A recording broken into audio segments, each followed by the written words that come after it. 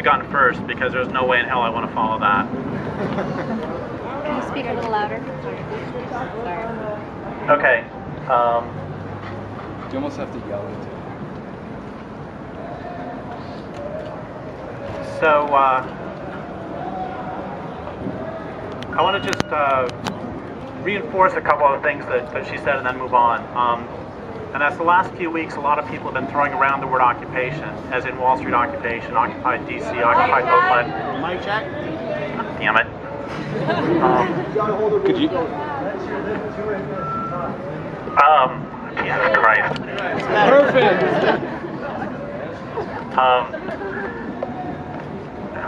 Okay, so I just want to start off by saying that the occupations, I think, of course, are very good, and any resistance against the corporate machine is good. But we need to remember that the occupations are taking place under a much larger occupation. We need to remember at all times that we're living on stolen land. This protest is taking place on stolen land. Oakland is founded on stolen land. The Bay Area is founded on stolen land. Oh, you missed some really good lines. Can we do the people's mic? Yeah. People's mic! No, that would take us like 3 hours. You gotta really talk into it. There, how do you like that? The entire omnicidal economy is founded on stolen land. You know, would it be better if I just shout? Yes! Yeah, stand up and shout. Shout! Okay, can you hear this okay? Yeah. Is that better? Which is better? Okay. Combination. Just shout into the mic. No, we have to come to consensus, so let's take the okay, this. And stand not up. this.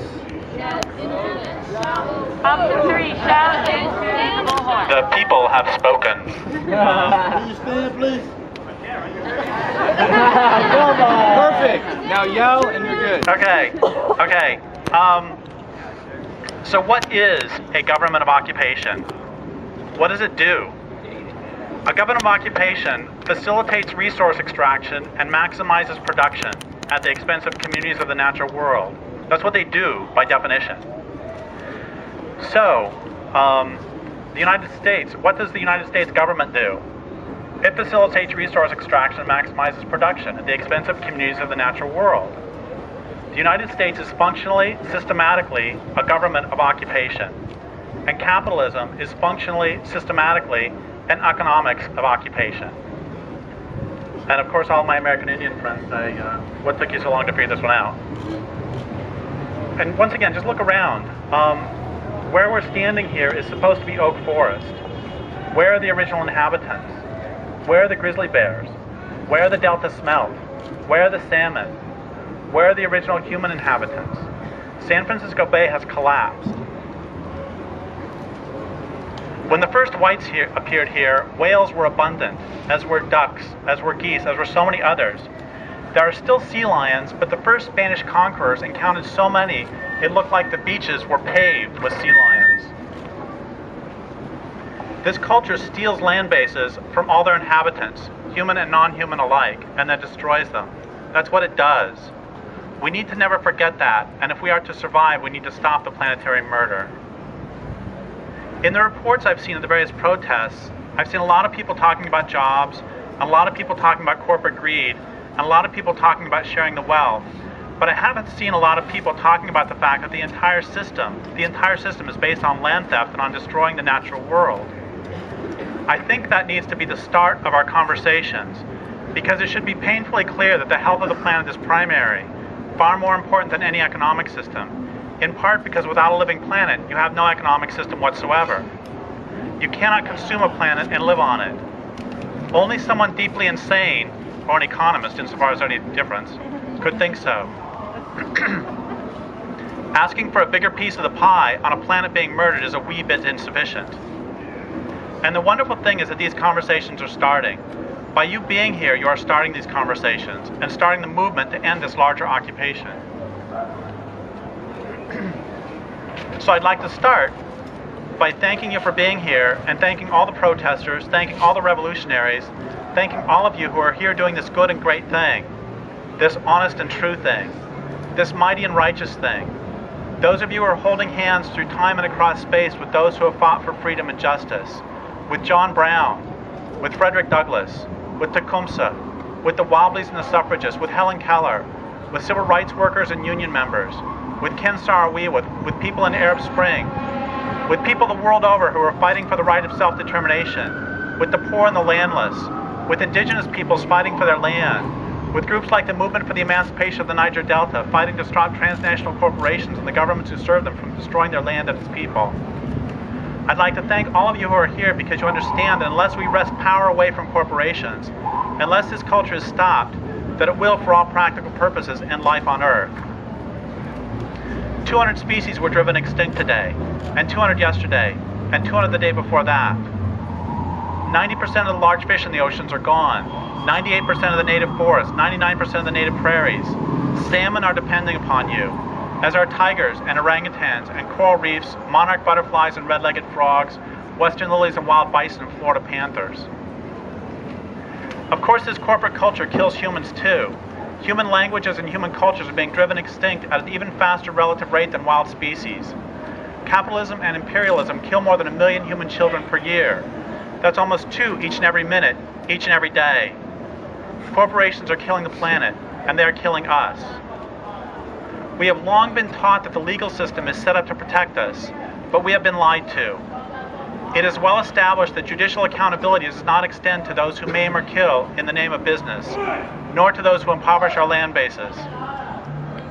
Since the legal system won't hold destructive institutions accountable, the responsibility falls on each of us. This means that all of us who care about salmon, for example, must learn to be accountable to salmon rather than loyal to political and economic institutions that do not serve us well. The same is true for those who care about the San Francisco Bay, for those who care about democracy, for those who care about communities, for those who care about the future, for those who care about any living being. And we must act on this loyalty. We must do whatever is necessary to protect our homes and our land bases from those who would destroy them. Only then will salmon be saved, and forests. Only then will toxic dumping be stopped. Only then will we have democratic self-governance. Only then will we have a future. Because allowing destructive economic or political entities to destroy our land base is not merely unethical and unwise, but suicidal. The Declaration of Independence states that whenever any form of government becomes destructive of life, liberty, and the pursuit of happiness, it is the right of the people to alter or abolish it. It would be more precise, however, to say that it is not the right of the people, nor even their responsibility, but instead something more like breathing, something that if we fail to do, we die. If we as a people fail to rid our community of destructive institutions, those institutions will destroy our community. And if we as a community cannot provide meaningful and non-destructive ways for people to gain food, clothing, and shelter, then we must recognize it's not just specific destructive institutions, but the entire economic system that's pushing the natural world past breaking points. Once we've recognized the destructiveness of the economic system, we have no choice, unless we wish to sign our own and our children's death warrants, but to fight for all we're worth and in every way we can to overturn it. There's nothing else to do. So you can ask, by quoting the Declaration of Independence, am I calling for revolution? To which I will respond that the answer should be clear. You can then ask if this means that I'm calling for the overthrow of the United States government. To which I will respond that this question comes far, far, far too late.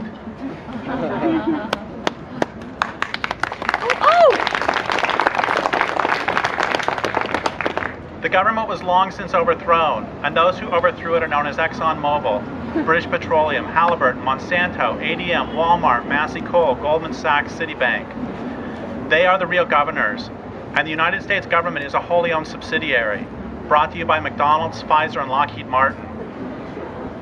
So then you can ask, am I advocating the overthrow of a government that is by, for, and of corporations?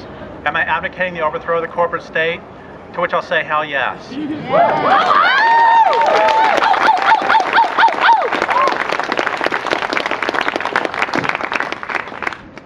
So earlier, I thanked all of you for being here, but I want to be clear that my gratitude doesn't extend to everybody here. And I want now to speak to the exceptions. And I don't know if they can hear this, but I have a different message for the police. All right. Which is this. There have been scores and then hundreds and then thousands of accounts of Egyptian and Syrian police and military personnel who not only refused to attack protesters, but who joined them. I have heard of only one account of police officers in the United States who have refused to do violence to, that is to assault, to attack, or to arrest, because an arrest is violent as well, American citizens. It was in Albany, New York. Yeah. Let's be clear about what this means. With the exception of police in Albany, New York, I have yet to hear of a single police officer in the United States who's had the courage and the integrity to do what so many in Egypt and Syria have done. So let me ask it this way of the police. How does it feel to be more repressive, less courageous, and have less integrity and honor than security forces in open military dictatorships?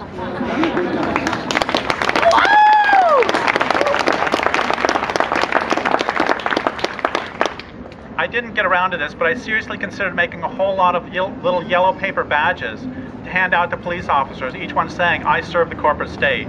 All right. So if the police had integrity and honor and courage, they would turn around their guns and aim them at the capitalists who are destroying what's left of this country's democracy. And who are destroying what's left of life on the planet. I've heard reports that in some cities like Washington, D.C., the behavior of police has not been as appalling and repressive as it has been in others, like Oakland or New York. I've heard reports that in some cities like Washington, D.C., the behavior of police has not been as appalling and repressive as it has been in others, like Oakland or New York. But we all have to admit that not beating or shooting or pepper spraying protesters is a pretty low standard. I actually suggest a much higher standard. Join us. Yeah. To try to give them an injection of some of the courage and integrity and honor that they are thus far completely refusing to manifest, I want to explore a few examples of police and military who have had that courage and integrity. In the Great Railroad Strike of 1877, militia in Pittsburgh refused to fire on strikers. In Harrisburg, PA, the militia shook hands with protesters and gave them their guns. Let's see if that happens. In 1917, the Tsar's police refused to shoot at protesters in Petrograd. In the 1930s in the UK, police not only refused to arrest protesters but stood in solidarity with them. In 1990, First Nations people in Canada blockaded rail lines, and when the Canadian government ordered the police to break the blockade, the local constabulary refused to follow orders. Of course, the peaceful revolutions in Eastern Europe were made peaceful because the police opened their arms and their armories to the resistance. Others have done it. You, police officers, would not be the first nor by any means the last. Have that courage. One man in Syria said, "We received the order from our officers to shoot at anything that moved, even unarmed children and the elderly in Harasta. We got close to them, we threw our weapons on the ground and the people protected us. When our officers saw that, they opened fire on us. One of my colleagues was hit in the shoulder, but we succeeded in taking him into hiding." How does it feel to be less democratic and less courageous than police in an autocratic government? Don't let that man's courage put you to shame. Follow his example. Follow the example of the Libyan Air Force members who refused to attack their own people. Follow the example of the 25-year-old Bahraini policeman Ali Jazim al-Ghanimi. When he heard that protesters in Bahrain were being shot by police, he went to the hospital and helped the medics treating the wounded. Dressed in his uniform, he went to the crowd and protesters and publicly announced he would no longer work for the repressive dictatorship. Don't we all wish that the police here had his courage? These people are facing death for their courage. The police here are not. They're facing what? A departmental memo? Their boss's annoyance? Not death. The police need to refuse to assault protesters, refuse to fire at protesters, refuse to harm protesters, refuse to arrest protesters. They need to do the right thing. And I can think of many reasons why they should join us. The first is that they have far more in common with us than they do with them. We share class interests. Neither of us are the rich. They steal from us like they steal from the cops like they steal from everybody else. They poison the cops like they poison us. For all the ruling class's pretty words, the elite hold you, the cops, as like us, members of the working class, the poor, the middle class, in as much contempt as they do others of the disposable, the others of the not rich, the others they use and throw away. Make no mistake, they will throw you away. Look at how they treat military veterans. And here's the point, they destroy your future just like they destroy ours. The second reason the cops should join us is that it's a right and moral thing to do. A couple of years ago, I communicated with a policeman who wanted me to understand that it's the job of police to protect people from sociopaths. I agreed, and then I asked why it is that they don't protect us from rich sociopaths. And my African American friends asked why they so rarely protect African Americans from racists and from functional racism. And my women friends ask why they so rarely protect women from misogyny. Only 6% of rapists spend even one night in jail. Speaking of misogyny, there's actually something else I need to address, which is I've seen many accounts of rapes happening at various Occupies, and the response to these rapes by the Occupy movement in general has been appalling. There's been a lot of victim blaming and a near complete refusal to hold rapists accountable. In one city, they were trying to talk women out of reporting the rapes for fear it would embarrass the movement. But what's embarrassing is the rapists, and what's embarrassing are the rapes themselves, and what's embarrassing is the response by the Occupy movement to the rapes. In one town, the Occupy movement put out a statement that refused to use gender-specific language about women being raped, saying, quote, if he/she is raped, what the fuck is the use of a movement ostensibly aimed at holding the exploiters of Wall Street accountable when so many men in this movement aren't even willing to hold rapists accountable?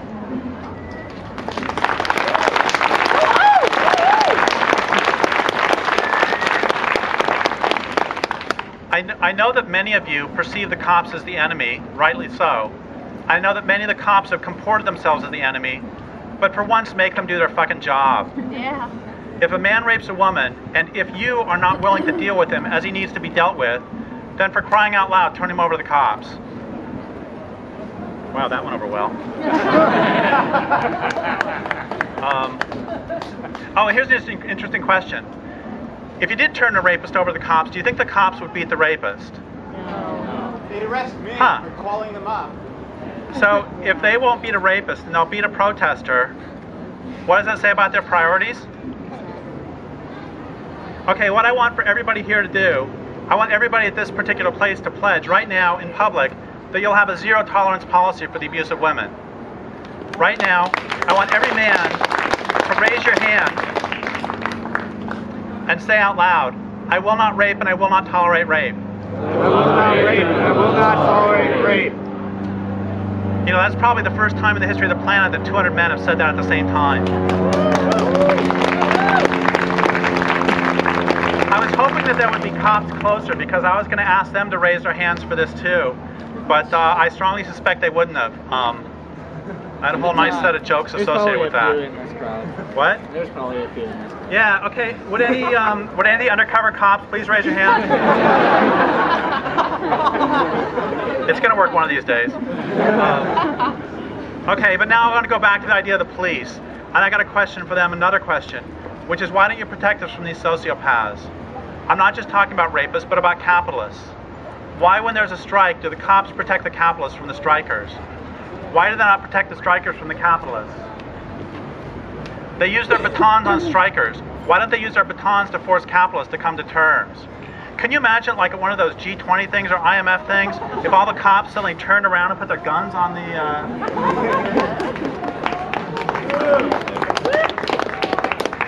Why do you not do your job and protect us from them? Why have you not arrested Tony Hayward for murdering humans in the Gulf of Mexico and for murdering the Gulf of Mexico? Where were you when Massey Coal murdered miners? And where are you when Massey Coal murders entire mountains? Where are you when chemical companies kill so many people, so many children, that the entire region's called Cancer Alley? And where were you when our democracy was stolen? Why aren't you doing your job? Of course, we can ask these same questions not just of police, but of ourselves. If the cops won't do the job to stop the sociopaths, then we're the ones who have to do it.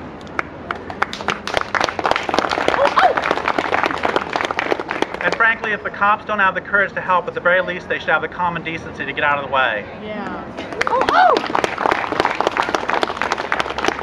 So here's a couple riddles, not very funny.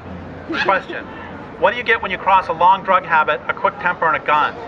Answer: 2 life terms for murder, earliest release date 2026. Question: what do you get when you cross 2 nation states, a large corporation, 40 tons of poison, and at least 8,000 dead human beings? Answer: retirement with full pay and benefits. That's Warren Anderson, CEO of Union Carbide, Bhopal. Here's another one. What do you call someone who conspires to put poison in the subways of Tokyo? Answer: a terrorist who's put in prison for life. Question: what do you call someone who conspires to put poison in water supplies in the United States? Answer: Dick Cheney. And an oil and gas man, a fracker, a capitalist. Or if the specific poison is cyanide, we call it a transnational gold mining corporation. Just to make sure we get it, what consequence does someone pay for murdering humans and non-humans in the Gulf of Mexico? Answer, $1 million a year severance package and millions of shares of British Petroleum stock. The guy shouldn't receive stocks, he should be put in them.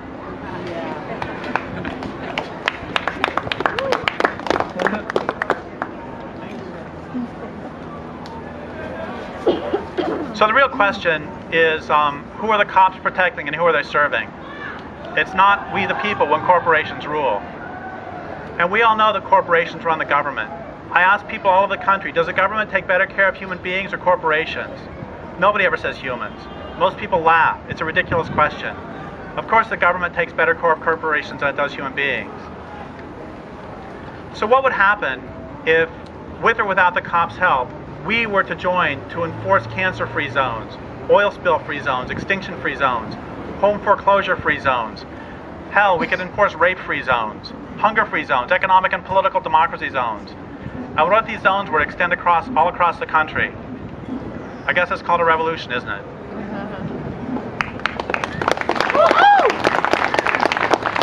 So here's a question for all of us.